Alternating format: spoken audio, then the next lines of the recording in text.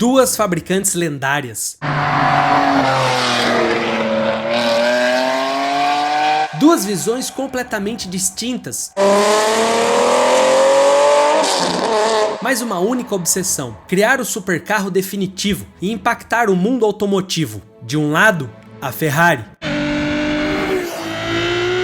Um titã italiano com uma história rica em vitória nas pistas e carros que definiram eras. Representando tradição, engenharia de ponta e elegância, a Ferrari buscava consolidar seu domínio com cada novo modelo. Do outro lado, a Lamborghini, uma rebelde igualmente italiana nascida de um desafeto, uma treta, impulsionado pela audácia de Ferruccio Lamborghini e pelo desejo de criar supercarros que desafiassem convenções. A marca perseguia seu próprio ideal de potência e ousadia, recusando-se a ser ofuscada pela vizinha de Maranello. Uma guerra travada desde sempre e divide apaixonados por carros pelo mundo. Mas teve uma época em que essas batalhas foram travadas com verdadeiras lendas, que realmente marcou o auge das grandes máquinas entre os anos 80 e 90. Só que para entender essa batalha, é preciso lembrar da rivalidade que começou lá nos anos 60, quando o Ferruccio, o ainda fabricante de tratores, decidiu enfrentar ele, Enzo Ferrari, após uma troca de farpas. Essa disputa deu origem a décadas de inovação, brigas icônicas e modelos que definiram gerações. Em 1974, por exemplo, o Countach colocava os touros no holofote mundial, uma nave com um V12 podendo chegar a 455 cavalos de potência. Em resposta, a Ferrari, no meio dos anos 80, voltaria ao topo do jogo com o lançamento do F40, um supercarro que redefiniu o conceito de velocidade e brutalidade. Sem rodeios, era apenas força bruta. Era o primeiro carro de produção a romper a barreira dos 320 km/h, com um motor V8 biturbo de 471 cavalos e um design agressivo que priorizava desempenho sobre conforto. Era uma máquina criada para emocionar, a última concebida sob a supervisão de Enzo Ferrari, antes de partir. Isso deixou o cavalo rampante à frente no mercado de supercarros e elevou o F40 ao status de lenda. Por isso, a Lamborghini não podia deixar barato. Na época, enfrentava desafios financeiros, mas estava longe de desistir. Sob o comando da Chrysler, a marca começou a desenvolver sua resposta ao F40. Nesse ponto, a batalha direta já estava no ápice e ambas precisariam subir cada vez mais o nível, já que entre 1990 e 95, o mercado de supercarros estava fervendo, sendo um dos mais empolgantes da história automotiva, marcado por competições, rivalidades intensas e um foco crescente em desempenho extremo e exclusividade. Culturalmente, o mundo estava sob uma transição, refletindo mudanças geopolíticas, avanços tecnológicos e tendências sociais que influenciavam diretamente o design, a produção e a percepção dos supercarros. Marcas como McLaren, Porsche e Jaguar, a Jaguar de outrora, não a de hoje, esse ultraje atual, entraram na briga com modelos revolucionários como o McLaren F1, o Porsche 959 e o Jaguar XJ220. No entanto, a rivalidade entre Ferrari e Lamborghini continuava a dominar o imaginário coletivo e gerava um hype mundial de mais impacto. Inclusive, ambas as marcas frequentemente aparecendo em filmes como O Carro dos Protagonistas, em Debi Lloyd, onde um diabo vermelho aparece, ou mesmo anos mais tarde em Bad Boys 2, onde uma Ferrari 550 roubaria a cena. Sem falar na representação posterior dos carros em diversos jogos como Need for Speed, Gran Turismo e Test Drive. A rivalidade era para além das estradas e pistas de corrida. Fato. Para a Ferrari, a prioridade era traduzir sua supremacia nas pistas em seus carros de rua. Já a Lamborghini buscava capturar a essência do desejo com designs ousados e motores emocionais, oferecendo supercarros que combinavam potência com esplendor. A Ferrari representava tradição, precisão e herança de corrida, enquanto a Lamborghini encarnava rebeldia, inovação e ousadia. A competição entre elas extrapolava as comparações técnicas, foi um duelo de filosofias e influência, inclusive fazendo muitos entusiastas terem posters na porta do quarto e colecionarem miniaturas de modelos lendários que marcaram uma das maiores fases do automobilismo que o planeta já teve, criando em nossa mente, até hoje sem resposta, a genuína questão: quem foi o rei dos anos 90? F50 versus Diablo. O lado Diablo. E nessa de um carro versus o outro, Comenta aí pra nós outro duelo justo que você quer ver em forma de documentário aqui nesse canal. Se render uma história boa, eu prometo que eu vou produzir. Agora vamos entender... O Lamborghini Diablo, que nasceu de uma visão ousada que começou a tomar forma em 1985, lembrem-se disso. O projeto, internamente conhecido como Projeto 132, tinha como missão suceder o lendário Countach e elevar a Lamborghini a um novo patamar. Sob a liderança de Patrick e Jean-Claude Minhan, a meta inicial era desenvolver um supercarro capaz de atingir 315 km por hora, superando todos os limites da época. Para dar vida a essa ideia, a marca confiou ao renomado designer Marcello Gandini a tarefa de criar o perfil aerodinâmico do novo modelo. Enquanto Gandini desenhava linhas agressivas e futuristas para o carro, os bastidores da Lamborghini passavam por transformações profundas. Em 1987, antes que o projeto avançasse, os irmãos Minhan venderam a Lamborghini e todos os seus ativos para a Chrysler por 25,2 milhões de dólares na época. Sob o controle da fabricante americana, o design original de Gandini sofreu ajustes significativos para suavizar suas formas angulares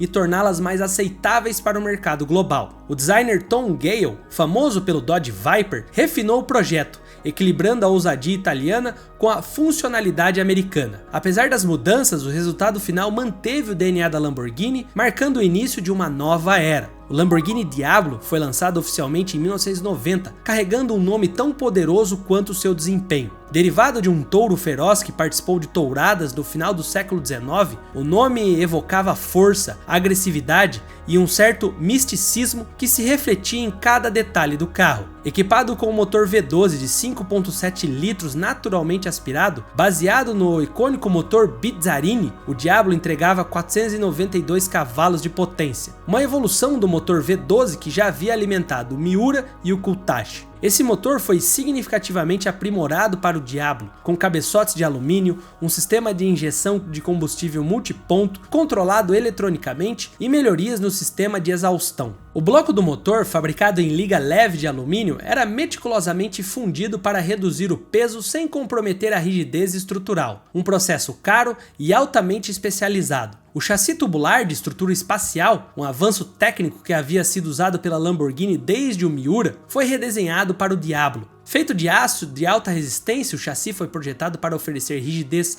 torsional superior, essencial para lidar com a potência extrema do motor. Além disso, o chassi foi estendido em comprimento e largura para proporcionar mais estabilidade e espaço interno. Apesar de seu aumento de peso em relação ao Countach, cerca de 118 kg a mais, o Diablo oferecia um equilíbrio superior entre desempenho e conforto. Sua carroceria era composta principalmente de painéis de alumínio, enquanto componentes críticos, como portas e capô, utilizavam fibra de carbono para reduzir o peso. A produção do Diablo foi centralizada na fábrica de Sant'Agata Bolognese, onde cada carro era montado manualmente por uma equipe de técnicos especializados. A fabricação manual permitia um nível de personalização que era raro mesmo entre os supercarros daquela época. Cada componente era inspecionado individualmente antes de ser instalado, e o motor V12 passava por uma bateria de testes rigorosos em dinamômetros antes de ser acoplado no chassi. O refinamento do design incluiu estudos aerodinâmicos em túnel de vento para melhorar o fluxo de ar sobre o carro e o resfriamento do motor. O coeficiente de arrasto final foi reduzido para 0,31, um número impressionante para um supercarro com um motor tão grande e uma frente inclinada. O interior do Diablo representou também uma ruptura com o passado. Enquanto o Countach era famoso por sua cabine espartana e desconfortável, o Diablo oferecia um espaço interno significativamente mais refinado. Os bancos eram revestidos em couro premium e o painel apresentava um design ergonômico, com controles posicionados para facilitar o uso do motorista. A Lamborghini também utilizou tecnologia de ponta na época, como um sistema de climatização eletronicamente controlado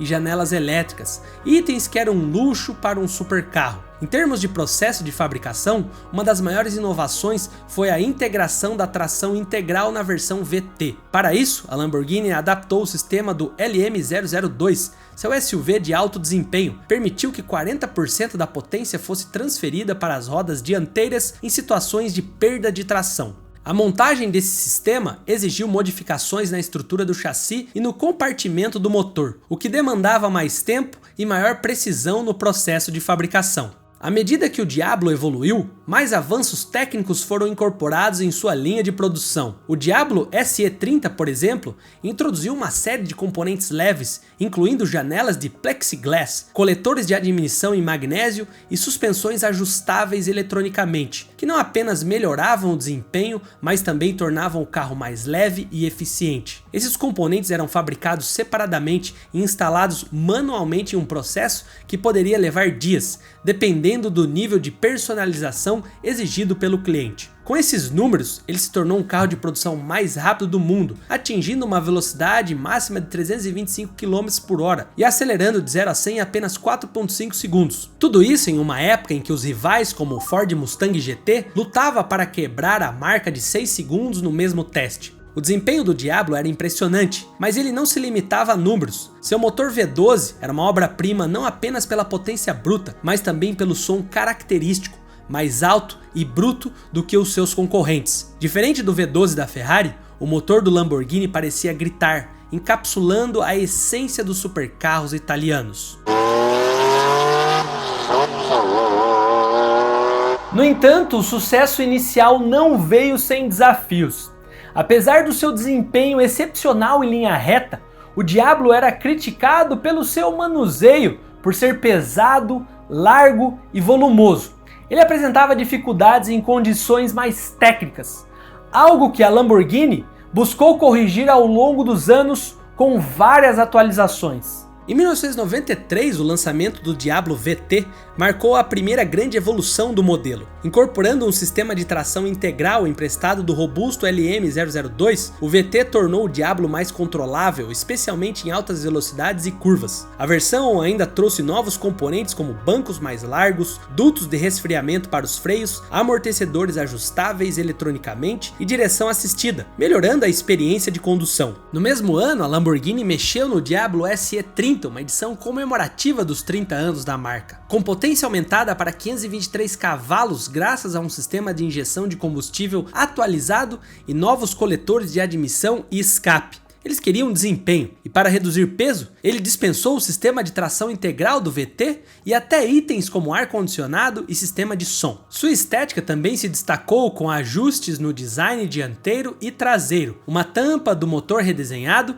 e a cor metálica roxa icônica Lambo 30. Para os mais ousados, o pacote J estava disponível, aumentando a potência para 595 cavalos e adicionando uma entrada de ar no teto, que sacrificava a visibilidade traseira pelo retrovisor. A linha Diablo continuou a evoluir até 95, quando a variante Roadster foi introduzida, equipado exclusivamente com a configuração VT. O modelo trazia um teto Targa de fibra de carbono, armazenado acima da tampa traseira, quando não estava em uso, e incorporava elementos visuais do SE30. No mesmo ano, o Diablo SV foi lançado como uma opção mais agressiva, com potência elevada para 510 cavalos, um spoiler traseiro ajustável e freios traseiros maiores. Em 99, a Lamborghini, agora sob o comando da Audi, o Diablo passou por uma atualização significativa. Os faróis retráteis foram substituídos por unidades fixas, emprestados do Nissan 300ZX, e o modelo básico foi descontinuado, tornando o SV a nova versão de entrada. O interior foi reformulado com novos painéis, volantes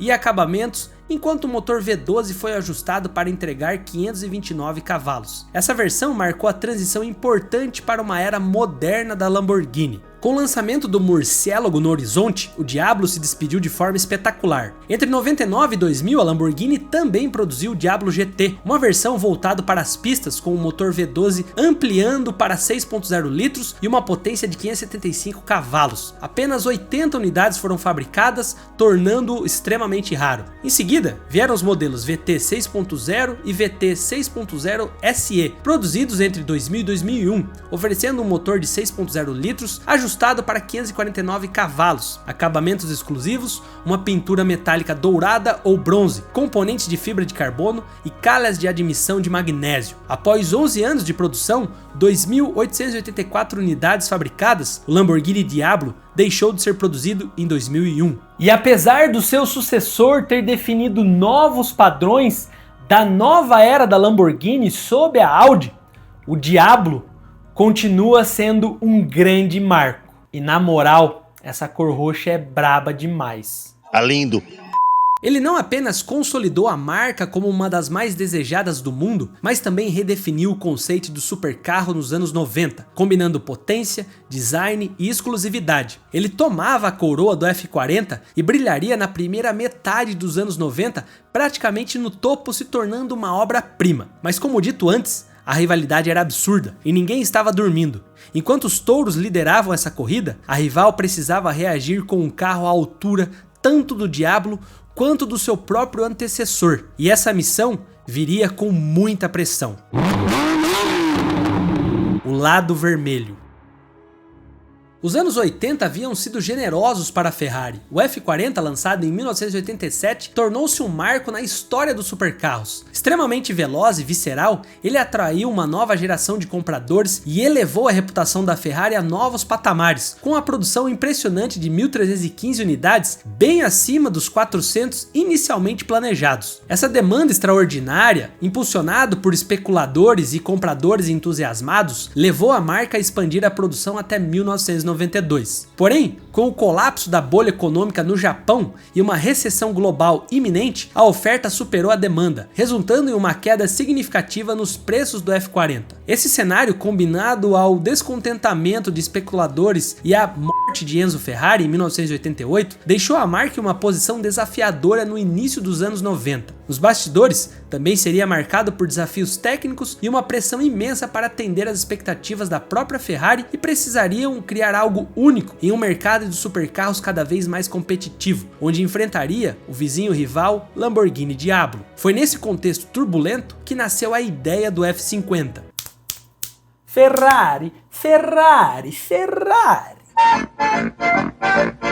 Bom, a Ferrari precisava de um sucessor que não apenas mantivesse a herança do F40, mas que também reestabelecesse a marca como uma referência em tecnologia e inovação. Diferente do F40, que buscou inspiração em rallies e explorou motores turboalimentados, o F50 mergulhou no vasto legado da Ferrari na Fórmula 1, com o objetivo de manter o DNA das pistas, oferecendo uma experiência visceral que conectasse o motorista diretamente à essência da competição por outro caminho. Dito isso, os italianos começaram o projeto pelo coração. O motor, escolhido para o Ferrari F50, foi um dos elementos mais marcantes de sua concepção. Derivado diretamente do motor V12 de 3.5 litros que equipava o Ferrari 641, carro de Fórmula 1 utilizado na temporada de 90, o propulsor foi adaptado para um uso em supercarro de estrada. No entanto, essa não foi uma transição simples. A Ferrari teve que realizar ajustes significativos para tornar o motor compatível com o uso em vias públicas, incluindo o aumento da cilindrada para 4.7 litros e a introdução de sistemas de controle de emissões. O V12, batizado de F130B, manteve sua configuração aspirada, privilegiando a linearidade e a resposta imediata ao acelerador, características fundamentais em um motor de corrida. Ele produzia 512 cavalos a 8.500 RPM e um torque absurdo a 6.500 RPM. O motor tinha duplo comando de válvulas no cabeçote, 4 válvulas por cilindro e injeção eletrônica multiponto, o que contribuía para uma entrega de potência extremamente refinada. Uma característica notável do motor era a sua integração ao chassi. O V12 era montado diretamente no monocoque de fibra de carbono por meio de subestruturas metálicas, tornando-se parte integrante do chassi. Essa abordagem comum em carros de Fórmula 1 proporcionava grande rigidez estrutural e redução de peso, mas também aumentava a transferência de vibrações para a cabine, reforçando a sensação visceral ao dirigir o F50. A estrutura completa do carro pesava apenas 1.230 kg, maximizando a relação peso-potência e melhorando a dinâmica geral. Além disso, o motor do F50 era conhecido pelo seu som inigualável. Editor, você já sabe o que você tem que fazer, né? Coloca aí a canção de ninar que esse motor fazia. Com um tom estridente que remetia diretamente aos carros de Fórmula 1 da época, ele era considerado por muitos entusiastas como uma das melhores sonoridades já produzidas por um motor aspirado. Esse detalhe foi frequentemente destacado por revistas como a Evo Magazine, que descreveu o som como uma sinfonia mecânica que encapsula a alma da Ferrari. A escolha desse motor destacou o compromisso da Ferrari em criar um carro que fosse mais do que rápido. Ele deveria oferecer uma experiência imersiva e única, aproximando o motorista da sensação de pilotar um Fórmula 1, mas adaptado ao uso nas ruas. Essa decisão reforçou a ideia de que o F50 era mais do que um sucessor digno do F40. Seria um marco técnico e filosófico que redefiniu o que significava dirigir um supercarro. Cada unidade exigia precisão milimétrica para alinhar o motor e o chassi, e testes rigorosos eram realizados para garantir que a vibração e o calor não comprometiam a durabilidade ou o conforto. A suspensão utilizava um sistema de braços duplos com amortecedores horizontais ajustáveis, uma configuração derivada diretamente de Fórmula 1. Isso proporcionava respostas precisas ao volante e excelente aderência em curvas rápidas. A direção, desprovida de assistência hidráulica, oferecia feedback direto ao motorista, aumentando a sensação de controle. O sistema de frenagem era composto por discos ventilados de alta performance, projetados para dissipar calor rapidamente e suportar frenagens intensas sem perder a eficiência. Esses freios, combinados com pneus especialmente desenvolvidos pela Pirelli, garantiam desempenho em condições extremas. O design do F50 foi confiado ao estúdio Pininfarina, responsável por criar algumas das maiores obras-primas da Ferrari. O resultado foi uma carroceria que combinava elegância e funcionalidade. Cada curva e superfície tinha um propósito aerodinâmico, desde as entradas de ar cuidadosamente posicionados até o aerofólio traseiro integrado, que maximizava a estabilidade em altas velocidades. Embora menos agressivo visualmente que o F40, o F50 exibia linhas refinadas que remetiam à pureza do design italiano. O teto removível acrescentava versatilidade, permitindo que o motorista transformasse o carro em um roadster sem comprometer a rigidez estrutural. Não. Que é difícil escolher entre a F50 e a Diablo, mas enfim. Eu não digo nada. Bom, a produção foi limitada a apenas 349 unidades, todas montadas à mão na sede da Ferrari em Maranello. A decisão de usar fibra de carbono em larga escala no chassi e na carroceria foi pioneira para a época, mas também trouxe dificuldades. A fabricação e integração do monocoque de fibra de carbono exigiram a implementação de novas tecnologias e processos, aumentando significativamente o custo e o tempo de produção. Isso, somado à exclusividade do modelo, reforçou o apelo da F50 como um carro extremamente especial. A cabine, embora minimalista, era revestida em materiais de alta qualidade, garantindo uma combinação de luxo e funcionalidade. Lançado oficialmente em 95, o F50 foi recebido como uma arte tecnológica e um símbolo da capacidade da Ferrari de se reinventar. Ele representava uma mudança de direção em relação ao F40, trocando a brutalidade crua dos turbos por uma elegância mecânica refinada, sem perder o foco no desempenho extremo. Curiosamente, a Ferrari optou por oferecer o F50 apenas na configuração Targa, o que significa que todos os exemplares produzidos vieram como uma porção do teto removível, uma escolha que, além de reforçar a exclusividade do modelo, permitia ao motorista apreciar ainda mais o som espetacular do motor. Envolvendo toda essa engenharia de ponta, o F50 foi o primeiro carro de estrada da Ferrari a usar um chassi inteiramente de fibra de carbono. Isso proporcionava grande redução de peso e maior rigidez, mas transferia mais vibrações para dentro do carro. Como resultado, o F50, com seu interior minimalista e natureza ultra rígida, não era o carro ideal para um cliente casual que quisesse usá-lo para passeio tranquilo até um restaurante local. Com uma troca rápida de marchas na transmissão manual de 6 velocidades, o F50 podia acelerar de 0 a 100 em cerca de 3,8 segundos e continuar até atingir a velocidade máxima declarada de 325 km por hora. Apesar de todas as suas inovações, o F50 enfrentou críticas mistas na época do seu lançamento. Enquanto algumas revistas automotivas elogiavam sua engenharia de ponta e o som lindo do motor, outros consideravam que o carro carecia do impacto visual e emocional do F40. O design, embora funcional, foi descrito como menos icônico do que o do seu antecessor. No entanto, muitos admiraram a autenticidade do projeto, que buscava oferecer uma experiência de condução sem filtros, aproximando o motorista de um carro de corrida como nunca antes. A F50 se destacou como um carro que representava a filosofia da Ferrari em criar máquinas que fossem mais do que veículos, verdadeiras extensões da paixão pela performance. Talvez ela pôde não ter conquistado o mesmo status universal do F40, mas entregou uma experiência única que capturou o espírito da Fórmula 1 e traduziu para as ruas. A F50 foi uma prova de que a Ferrari estava disposta a explorar novos territórios, mesmo quando enfrentava altas expectativas e rivais à altura como o Diablo. Tá, mas nesse ponto do vídeo você deve estar esperando pelo capítulo Legado e Corridas, como de lei aqui em nossas histórias, certo?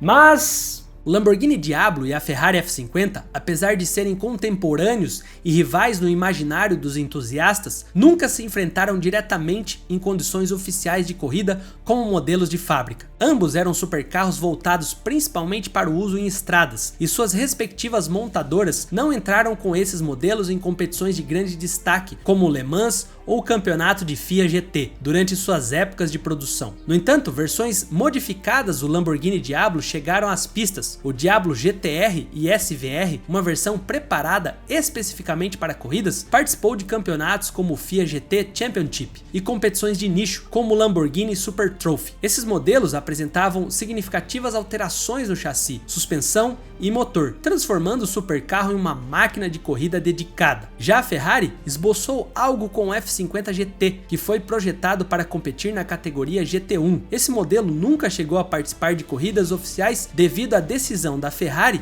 de abandonar o projeto antes da homologação. Portanto, a F50 não teve oportunidade de competir contra o Diablo ou qualquer outro supercarro em um cenário de corridas direto. E se houvesse um confronto direto, seria mais provável que tivesse ocorrido em uma categoria como o FIA GT Championship. Mas, devido às estratégias distintas das marcas e o fato de que o F50 não ter sido amplamente adaptado para corridas, esse duelo nunca aconteceu oficialmente. A rivalidade entre os dois modelos permaneceu principalmente no mercado de supercarros, onde ambos competiram pelo título de melhor supercarro de produção dos anos 90 a 2000. Ambos representaram dois lados distintos em grande estilo e igualmente fascinantes, se destacando em suas épocas como ícones absolutos, cada um trazendo sua própria abordagem de excelência automotiva em uma época de grande rivalidade. E as opiniões da mídia automotiva da época ilustrariam isso. Car and Driver, uma obra de arte em movimento,